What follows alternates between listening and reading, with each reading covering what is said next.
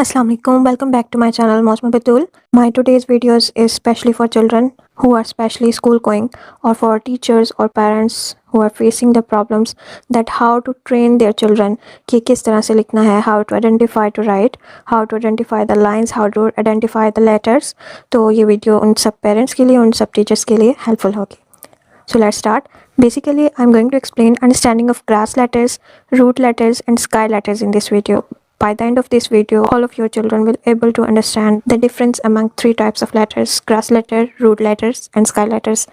So for improving your handwriting skills, keep learning. So this video is understanding grass letters, root letters and sky letters by Mosma Batul. So let's start. So guys, as far as we are talking about letters, so there is introduction that what are letter categories in handwriting, because handwriting plays very important role. And second one, why do we need to learn them, that what are letters and what type of letters there are. And third one, how can they improve our writing style by the help of letters, by the help of identification. How can we improve, how can we identify? So this video will help you. So there are three types: grass letters which stay in the middle line. Grass letter जो कि आपको नाम से भी पता चल रहा होगा, ज़मीन के सरफेस के साथ होता है, ज़मीन के ऊपर. Second one is root letters. Root letter means underground, जो कि ज़मीन से अंदर होते हैं, ज़मीन के साथ होते हैं अंदर की तरफ. Go below the line. And last one sky letters, यानी कि जो ज़मीन से ऊपर होते हैं, उनके हाई लेवल पे होते हैं. Go above the middle line. So these are the three types of letters in handwriting. So first of all grass letters, as I explained, grass letters means mid lines पे आने वाले letters, letters that sit between the base and mid line. English notebook पे जो 4 lines वाली notebook होगी, उसमें जो mid वाली 2 लाइन्स हैं उनमें ये लेटर्स लिखे जाएंगे. वो लेटर्स ग्रास लेटर्स होंगे जो कि मिड वाली 2 लाइन्स में लिखे जाते हैं. तो ये लेटर्स कौन से हैं? A, C, E, I, M, N, O, R, S, U, V, W, X and Z. So these are grass letters which are written in the mid lines. So next is root letters, letters that extend below the base line, and these letters are G, J, P, Q and Y. ये वो letters हैं जो कि नीचे वाली 3 lines पे आएंगे.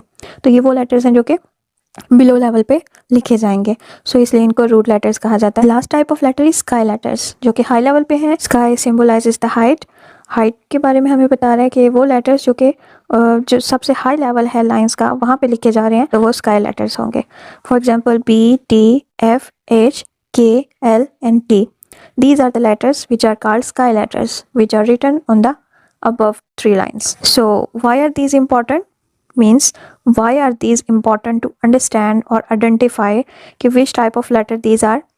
क्योंकि हमने खुद भी आइडेंटिफाई करना है, देन हमने अपने बच्चों को आइडेंटिफाई करवाना है, उनको ट्रेन करवाना है as a teacher, as a parent. तो क्यों ये इंपॉर्टेंट है? Because helps in consistent letter formation. Letter formation is very important part in handwriting. कि जब बच्चे को पता होगा कि उसने कौन सा लेटर, ग्रास लेटर है, रूट लेटर है, स्काई लेटर है, where he has to write it, तो उसकी जो लेटर फॉर्मेशन है वो अच्छी होगी.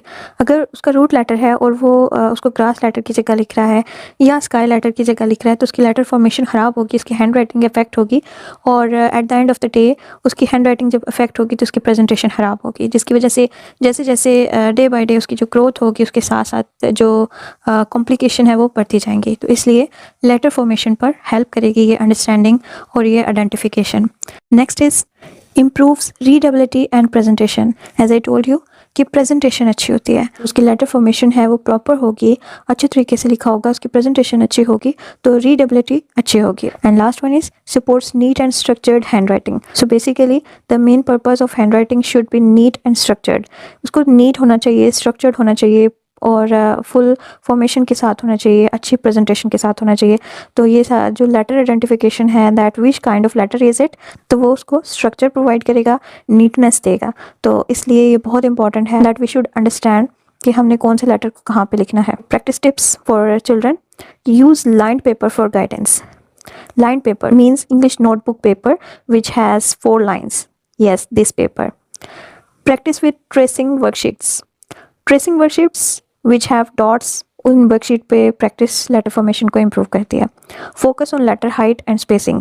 लेटर हाइट और स्पेसिंग जो है वो उसी तरह से इम्प्रूव होगी जब आप लेटर टाइप को आइडेंटिफाई करेंगे. So children need practice. So conclusion is grass letter क्या है, रूट लेटर क्या है, स्काई लेटर्स क्या है। जैसे कि मैंने आपको बताया, ग्रास लेटर वो हैं जो कि मिड ऑफ द लाइन में होंगे, रूट लेटर वो हैं जो कि बिलो ऑफ द लाइंस में होंगे, और स्काई लेटर्स वो हैं जो कि ऊपर वाली 3 लाइंस में होंगे। And encourage your children daily practice, अपने बच्चों को डेली प्रैक्टिस करवाएं, उनके लेटर फॉर्मेशन को इम्प्रूव करवाएं। And last one is request that subscribe for more hand writing tips and more helpful lessons. So don't forget to share and like. Thank you so much for watching. अल्लाह हाफिज़।